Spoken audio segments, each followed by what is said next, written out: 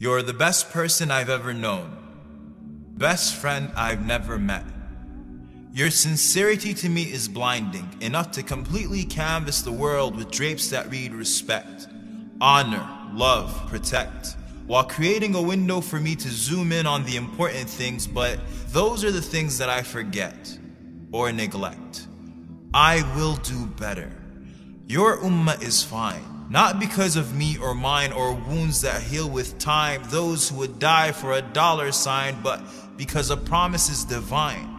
So when we feel like we're at our worst and our sadness would cause our hearts to burst, it feels like there are times when there are angels within our lines, or hovering over squares with chance of freedom in the air, and though tyrants may step on our necks, we smile, for history has always been on our side. Yours is an ummah that simply does not die. I am sorry for my weakness, for every time I've been ashamed of your name and asked someone to call me Mo, for not knowing enough about you to defend you when they drew cartoons or accused you with the most heinous of accusations, for not getting over my distaste of reading and waiting for Hollywood to put you on the big screen so I could know something about you. As if Steven Spielberg or Mel Gibson or Johnny Depp would somehow be able to recreate the twinkle in your eye or a beautiful bead of sweat as it scaffolds on your forehead, frantically fighting gravity, not wanting to fall off your body. I keep thinking of seeing you. And if you would smile at me, the thought gives me goosebumps. You told me to meet you at the pool.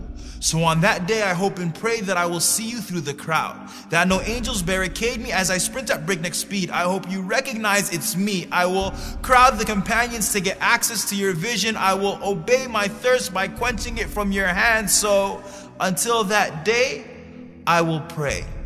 I will stand and I will pray as if my feet are holding the earth from splitting. If I make it, I cry at the thought of seeing you. For I know the words that I used to read from books with all too thin pages will do no justice to your voice, your scent, your touch, your face. My messenger of Allah has always existed between the curves and dots of the Arabic alphabet. So Muhammad ibn Abdullah in 3D and whatever other dimensions the hereafter brings with it will be an overboard of senses.